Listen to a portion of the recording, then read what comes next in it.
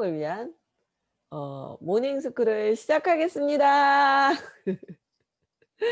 네, 너무 반갑고요. 이렇게 항상 기다려 주시는 분들 정말 너무 감동이에요. 오늘은 어 6장 오프라인 매장 리테일 이렇게 써 있고요. 그 앞장은 같이 읽을게요. 알고리즘이 말하지 못하는 것들. 미국 사람들은 일주일에 휴가를 받으면 평균 하루 반 정도를 쇼핑에 쓴다고 한다. 소셜 미디어 플러그인을 아무리 잘 디자인하더라도 유튜브에서 아무리 많은 언박싱 동영상을 시청하더라도 그 같은 사회적 상호작용은 온라인상에서 일어날 수 없다. 저는 사실 이 말이 뒷부분에 이제 나오는데 진짜 실감했거든요.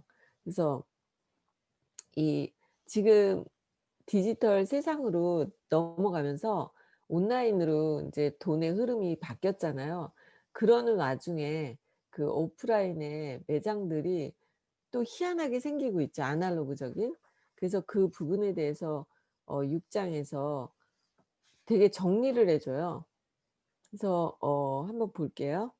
처음 부분은 이 지은이가 서점에 관한 그 서점이 어떻게 생기고 있는지에 대한 이야기거든요. 근데 234 쪽에 위에 보면은 제가 인제 이렇게 같이 읽는 곳은 줄치면 될 것 같아요.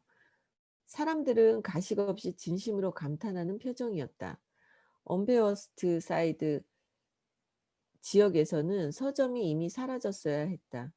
2014 년에 다른 곳도 아닌 뉴욕시에서 새로 문을 여는 서점이 있다는 것은 마치 인근의 자연사 박물관에 전시된 매머드가 센트럴파크에서 풀을 뜯어먹는 모습을 목격하는 것만큼이나 불가능한 일이었다. 맨하튼에 개장한 279 제곱미터 넓이의 북컬처 매장에서는 사람들이 진짜로 책을 사고 있다. 이는 서점 하나가 문을 열었다는 것 이상의 의미를 갖는다. 그것은 희망의 상징이었다. 서점 업계로서는 길고 끔찍했던 겨울을 견디고 봄의 서리까지 이겨낸 한 송이 꽃과 같았다. 1995년 제프 베조스가 시애틀의 차고에서 온라인 서점 아마존을 시작한 이후 오프라인 리테일 부분에서도 서점은 레코드점과 더불어 가장 먼저 디지털 테크놀로지의 공격을 받았다. 아마존은 덩치를 키워가면서 온라인 리테일의 힘과 속도가 얼마나 무한한지를 보여주었고 책뿐만 아니라 다른 상표들까지 집어삼키면서 인터넷 최대의 리테일 매장이 되었다. 아마존이 시작한 전자상거래 혁명은 리테일의 모든 부분을 뒤집어 놓을 태세였다. 이베이는 경매를 클레이스 어 클레이그스 리스트는 신문 광고를 리 플랜시 디렉트 식품 매장을 대체할 기세였다. 그런 말이 나오거든요. 여러분들 다 공감하는 내용이라고 생각을 해요. 그래서 미국에서 많은 서점들이 그 문을 닫고 아마존이 그 책을 온라인 상거래하는 업으로 시작된 기업이잖아요. 그렇기 때문에 서점들이 타격을 받은 거죠. 그러면서 이제 앞으로는 온라인이 주가 되고 오프라인 매장은 지구상에서 사라지게 될 거라는 게 우리들의 그동안의 또 디지털 혁명이었죠. 그런데 235 쪽에 또 위에 보면 벤처 투자자인 마크 앤드리스는 테크 웹사이트인 판도와 인터뷰에서 "리테일 업종은 끝나가고 있다. 이제 모두들 전자상거래로 물건을 사게 될 것이다. 대안은 없다."고 말했다. 앤드리슨이 생각하는 미래의 세상에서는 아무도 오프라인에게 물건을 사지 않을 것이다. 그렇게 계속 주장해 왔죠. 그 밑에 보면은 235쪽 중간에 "그런 변화의 직경탄을 맞은 것은 서점인 듯했다. 아마존이 경쟁이 불가능한 가격과 누구도 따르지 못할 다양성은 물론 사용자가 직접 작성하는 서평과 별점, 사용자에게 책을 추천하는 소프트웨어 알고리즘, 무선 기술과 엄청난 용량, 한 번의 클릭으로 구매가 가능한 이북 시장의 선두주자, 킨들 리더 등으로 대표되는 기술적 혁신을 통해 출판 시장의 4분의 1을 점령하다시피 했기 때문이다. 지난 20년 동안 미국에서 수천 개의 서점이 문을 닫았고 다른 서구 국가들의 사정도 다르지 않았다. 네, 이렇게 디지털 혁명에 대해서 설명을 하고 있어요. 236쪽에 보면 미국에서 살아남은 유일한 대형 서점인 바운스 앤드 노블은 매장 숫자를 20%가량 줄였다. 서점이라는 단어는 이제 쇠퇴, 죽음, 종말, 수명이 다한 따위의 수식어가 함께 등장한다. 이게 최근에 벌어진 일이죠. 그 밑에 보면은 중간에 낭만적으로 묘사된 작은 개인 서점들이 드러났다. 최근에 이제 벌어진 일이에요.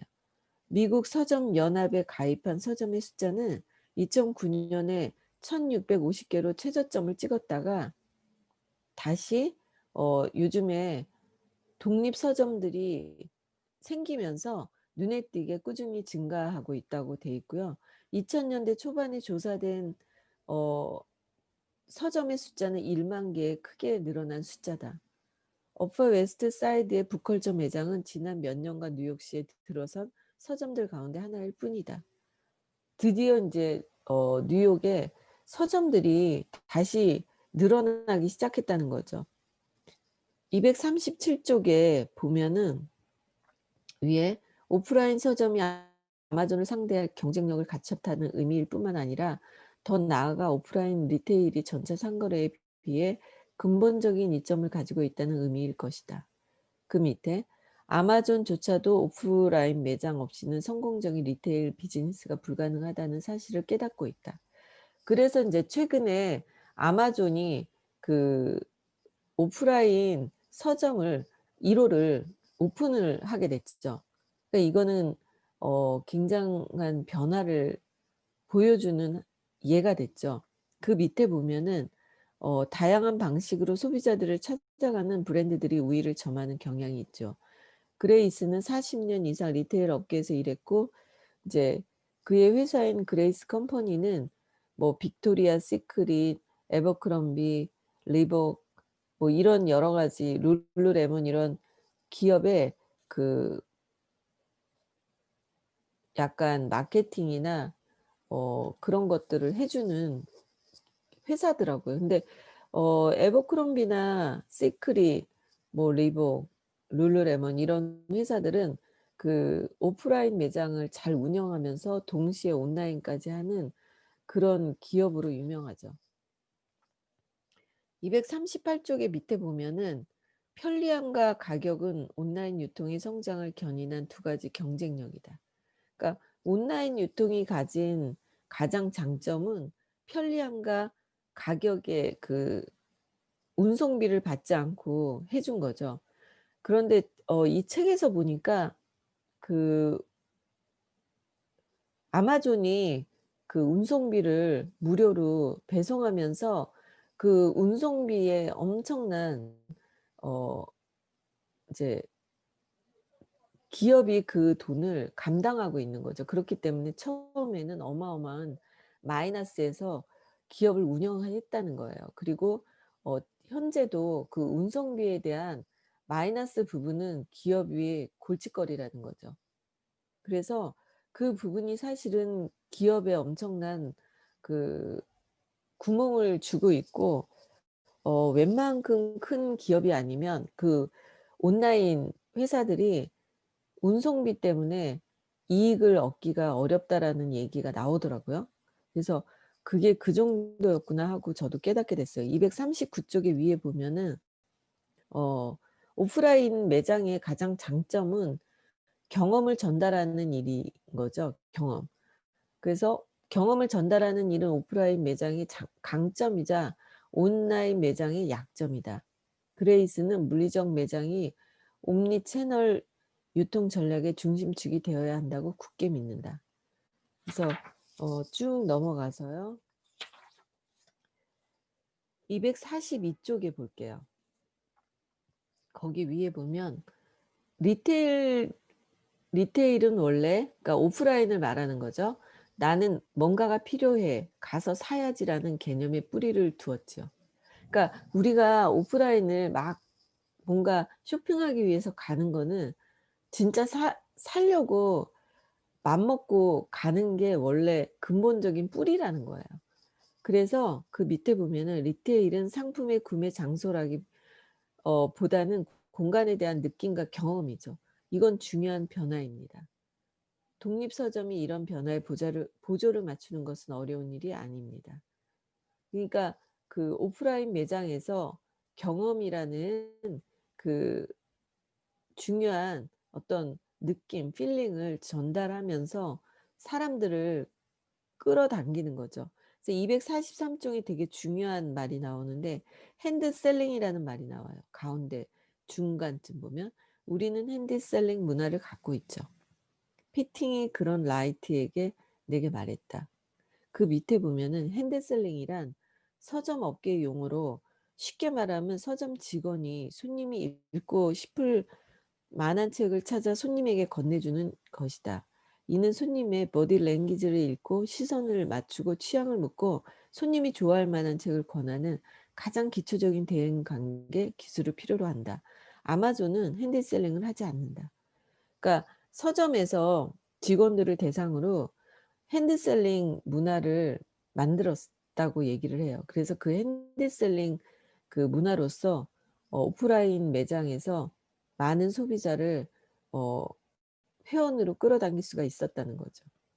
직접 사람이 대화를 하는 거예요. 근데 우리가 보통 요즘에는 직접 대화하는 그런 게 없잖아요. 그래서 사람들은 누구나 직접 대화하고 싶은 그 재미 때문에 서점에 온다는 거죠. 그 직원과 대화를 나누려고.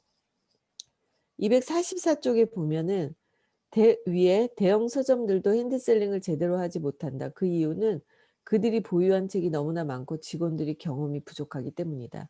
핸드셀링은 독립 서점들이 가장 잘하는 일 중에 하나죠. 그러니까 작은 서점들이 요즘에 늘어나고 있는데 그것은 핸드셀링 때문이라는 거죠. 그래서 그 밑에 보면은 어 딱 맞는 책을 권하기보다는 그런 대화를 나누는 것이 핵심이죠. 우리가 사실 직원이 소비자를 봤는데 그 사람한테 딱 맞는 거를 니즈를 파악하기가 쉽지 않죠. 대화를 나누면서 점점 파악을 하게 되는데 처음에 갔는데 대화를 나누면서 딱 맞는 책을 권하지 못한대요. 그런데 그냥 느낌으로 어떤 책을 딱 권했는데 그 사람이 원래 좋아하는 것은 아니었어요. 근데 왜 그런 거 있잖아요. 옷가게도 그 직원이 나한테 딱 맞는 옷을 해준 건 아니에요. 처음 만난 직원이니까. 근데 "되게 이런 거 괜찮을 것 같아요." 하고 권해 줬는데 그게 의외로 샀어요. 그래서 뭔가 이 친구가 마음에 들어서 샀는데 집에 와서 보니까 의외로 괜찮은 때가 있죠. 의외로. 거기서 권해 줘서 샀는데 의외로 왜 우리는 보통 진짜 나인지 모르는 상태에 자기가 좋아하는 취향의 물건을 사죠. 사실 그런 게 많잖아요. 근데 객관적인 시선으로 봤을 때 나한테 어울릴 만한 것을 권할 때 그게 딱 맞아떨어질 때가 있어요. 근데 그런 어떤 어 여기에 보면은 어떤 뜻밖의 물건을 뜻밖의 책을 발견할 때가 있다는 거예요. 그거는 온라인 거래에서는 일어나지 않는 일이래요. 왜냐하면 온라인에서는 어떻게 해서든지 내가 리뷰를 찾든 뭐 하든 하면서 자기가 찾아내서 사는 거니까. 그쵸? 그래서 그런 이야기인데 모든 마케팅에서 비슷한 것 같습니다. 245 쪽에 보면 중간에 누군가와 관계를 맺는다는 것은 다른 사람의 말이 그들에게 어떤 느낌을 주는지 알아내는 일이죠. 그거야말로 궁극적으로 알고리즘으로 변화되지 않는 일이고요. 그래서 그 밑에 보면은 선택의 심리학의 저자 베리 슈월츠에 따르면 끝없는 선택권이 주어질 경우 사람들은 무력해지다 못해 두려움을 품게 된다고 한다. 사람들이 아마존에서 느끼는 감정도 그런 것이다. 세상에 존재하는 모든 책들 중에서 고른다는 것은 꿈 같은 일처럼 보이지만 막상 좋은 책을 발견하기 위해 킨들에서 수십만 권의 책을 샅샅이 살펴보고 게다가 그 책에 달린 모든 리뷰를 확인해야 한다면 그것은 절대 꿈 같은 일만은 아닐 것이다. 둘러보기와 찾기의 차이죠. 그러니까 지금은 너무 그 물건이 방대하고 우리는 그 다량의 물건에서 어떻게 골라야 될지 무기력해지고 두려워진다는 말인데 그 말도 일리는 있더라고요. 그래서 누군가 이렇게 권해 주고 사실 그 우리 전에 그런 그 소비자가 결정 장애인이라는 거 많이 했잖아요. 그쵸? 결정 장애인이기 때문에 이렇게 두세 가지를 딱 제시해 주고 그중에 사게 해 주는 게 훨씬 더 소비자가 빨리 결정한다는 거. 그 소비자 마케팅에서 나오는 이야기죠 이거든요. 246 쪽에 보면은 어 중간에 아까 그 얘기인데 온라인에서 뜻밖의 발견이 주는 즐거움이 없죠. 그러니까 그 핸드셀링에서 직원이 어떤 걸 해 줘서 뜻밖의 사는 그 즐거움이 있잖아요. 그게 온라인상에서는 없다는 거예요. 그래서 그 밑에 보면은 충동 구매는 놀라운 발견의 즐거움과 함께 커다란 즉각적인 만족감을 선사한다. 그러니까 책이든 뭐든 우리가 어디 갔다가 누가 사실 막 이렇게 대시해 가지고 충동 구매가 일어날 때가 있죠. 그럴 때 의외로 너무 나한테 맞고 그래서 커다란 만족감을 가질 때가 있다는 거죠. 그 밑에 보면 "쇼핑은 온몸으로 접촉하는 활동이기 때문에 이 모든 것이 중요하다." 리테일 컨설턴트와 인 파코 언더힐은 자신의 저서인 쇼핑의 과학에서 이렇게 말한다. "아직도 믿지 못하겠다면 향이나 촉감 같은 감각과 무관한 제품을 파는 곳, 가령 서점 같은 곳에 가보라. 서점에 가보면 손님들이 제품을 쓰다듬고 손으로 비비고 들어서 무게를 재보는 등 책이라는 제품을 즐기는 것과는 전혀 상관없는 물리적인 특성들을 경험하는 모습이 눈에 들어올 것이다." 그러니까 우리가 이렇게 책을 찾으면서 들춰보고 만져보고 들어보고 그런 어떤 온몸으로 느끼는 만족감, 접촉 그런 것들이 주는 즐거움이 있다는 거죠. 247 쪽에 보면은 위에 결국 다른 동물과 다르지 않게 오감을 통해 세상을 경험하는 육체적인 존재다. 인간은 그렇다는 거예요. 그 밑에 보면은 어 그리고 쭉 넘기면 거기는 계속 그 온라인 매장에 성공한 것들이 나오고요. 250 쪽에 밑에 보면 어 "쇼핑 경험 자체다. 대부분 온라인 리테일러는 고객들의 최소한의 클릭만으로 들락날락하게 하는 것을 목표로 삼는다. 사람들이 온라인 쇼핑에 더 많은 시간을 들여야 한다면 온라인 쇼핑은 스트레스를 많이 받는 일이 될 테니까. 선택권은 빠르게 확장되고 비교는 끝이 없으며 사람들은 리뷰와 그 리뷰에 반대하는 리뷰 그리고 순위에 매기기에 홈홀에 빠져든다." 그쵸. 우리가 온라인에서 뭔가 찾을 때는 어 찾는 시간이 많고 그렇기 때문에 굉장히 피곤하다는 거죠. 그래서 그런 부분들이 쭉 있고요. 255 쪽에 위에 보면은 이런 내용이 있어요. 갤러웨이는 이익을 내기 위해 안간힘 쓰는 아마존 등 온라인 전문 리테일러에게 제시할 해법을 이미 알고 있다. 그 해법은 소프트웨어 드론을 이용한 배달 가상현상 등과는 관계가 없다. 해법은 매장이다. 오프라인의 반격이죠. 리테일은 새로운 유행입니다. 갤러웨이가 말했다. 이제 전자상거래 부분을 갖춘 전통적인 리테일러들이 새로운 흐름을 주도하고 있다.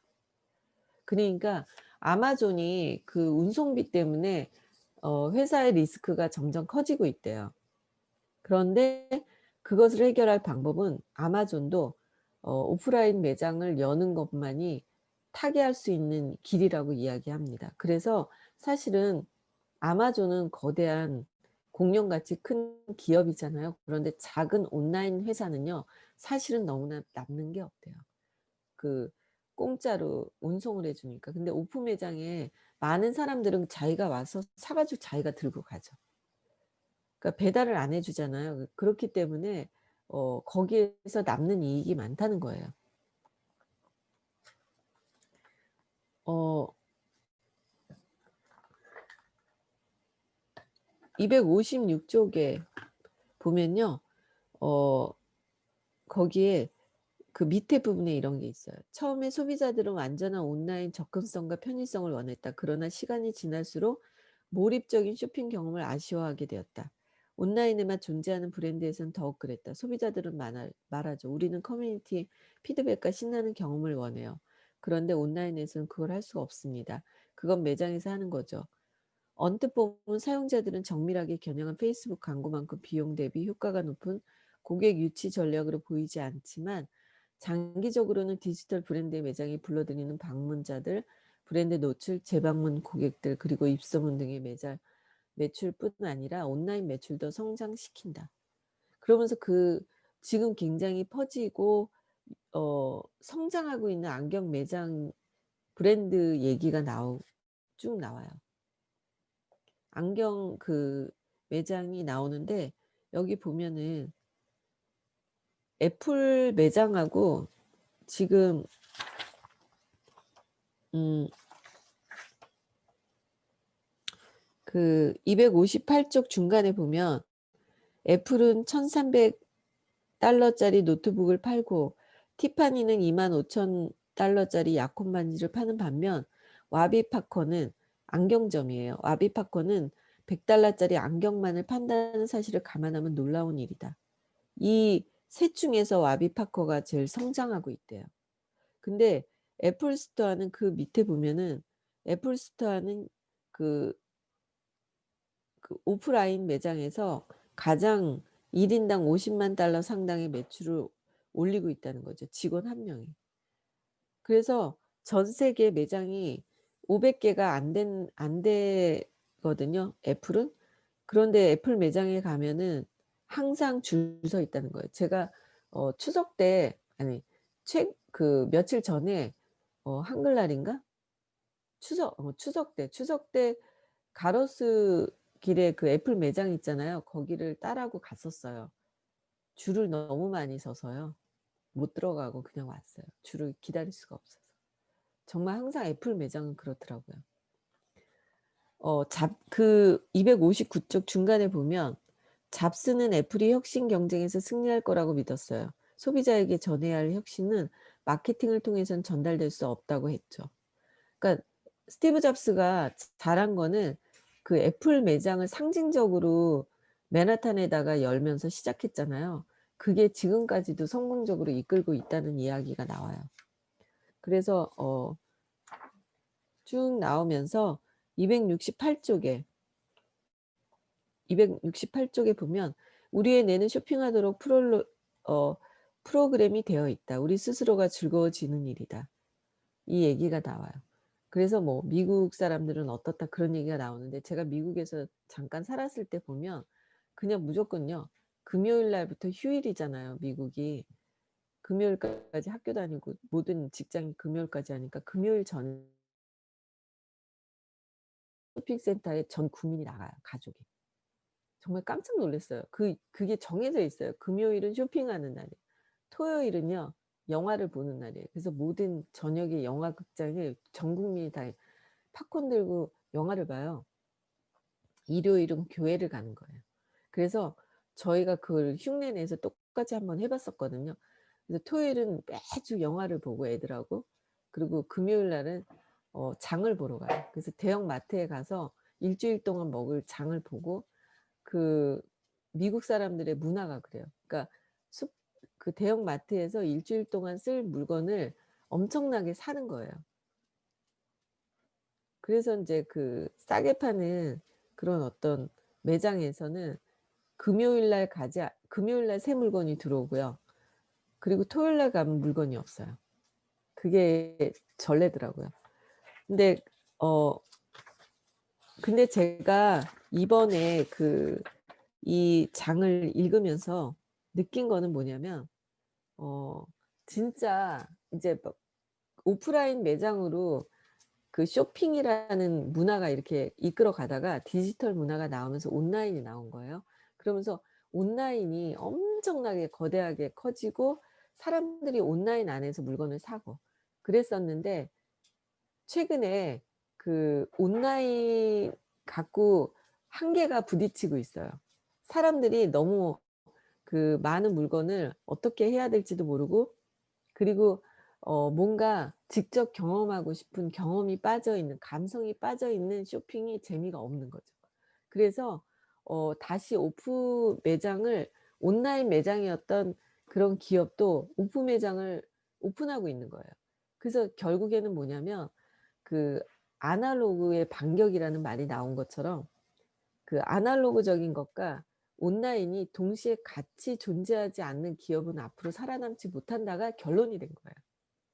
그래서 그게 맞는 것 같아요. 그래서 저희가 하고 있는 이 마케팅도 사실은 교육이나, 그리고 이 교육 부분이나 이런 것들은 온라인으로 다 가능하고, 미팅도 온라인으로 할 수밖에 없죠. 지금은 단체 미팅을 안 하고 있으니까. 그런데 고객을 실제적으로 만나고, 고객은 물건을 만져보고, 그리고 여기에서도 마케팅적으로 나오는 부분이 뭐냐면, 사실 시간이 없어서 이 장은 다 줄칠 부분이 너무 많아요. 솔직히 말하면. 너무 다 계속 줄져 있어요, 다. 전부 매 장마다. 그래서 다 읽으면 시간이 없어서 제가 중단했어요. 근데 여러분들이 꼭 이번 6 장은 다 읽으시면 재밌을 것 같고요. 물건이 눈앞에 실제로 보여지는 것과, 그림으로 보는, 그 화면으로 보는 물건과 소비자로서 구매 욕구는 100배 차이래요. 그러면 우리는 어때요? 소비자를 만나서 실제적으로 만지게 하고 경험하게 하고 대화를 나누고 싶은 부분이 또 50% 예요. 그러니까 셀링, 아까 나왔잖아요. 그쵸? 서점에서 대화를 나누기 위해서 서점에 간다고. 하도 대화 나눌 데가 없는 거예요. 모든 게 다 온라인이고, 전화를 해도 다 그 사람이 직접 받지 않잖아요. 그러다 보니까 그냥 대화를 나누려고 서점에 간대요. 그리고 자기가 원하지 않는 책도 권한 걸 산대요. 근데 기쁘대요. 그게 조사 결과 나온 거예요. 그런 이야기들을 보면서 우리가 사실적으로는 사람을 직접 만나서 전달하는 게 굉장히 중요하다는 거예요. 그래서 3-3-5 직접 미팅을 하고, 그리고 우리가 이번 주부터 그 부스트 다이너마이트 파티라고 이름을 지었잖아요. 그 부스트로 다이너마이트 같이 여러분들 터지시고 100 명의 그 다운라인을 만들든지 100 명의 장군을 만들자, 백만장자가 되자 해서 어 부스트 다이너마이트 100 이렇게 지었는데, 그거를 수요일 날 인제 저희 집에서 시작하고 또 각 그룹별로 다 운영을 하실 텐데, 직접 만나서 체험해 주는 그 시스템을 하는 사람이 앞으로 주인이고요. 그리고 제가 생각할 때는 그 체험방 있잖아요. 저희가 예전에 갈바홀릭으로 대성공을 했는데, 다시 아날로그적인 그 방식이 시작된 것 같아요. 그래서 체험을 시키는 체험 장소, 그것을 갖고 있는 사람들이 앞으로 모든 고객을 쓸어 담을 것 같아요. 왜냐하면 더더욱 지금은 어 그런 시대가 됐잖아요. 사람을 만나지 못하는 시대. 그래서 각별하게 친한 사람들 마음 놓고 만나는, 그리고 두세 명만 만나고 싶은 욕구가 더 터지는 시대라고 보거든요.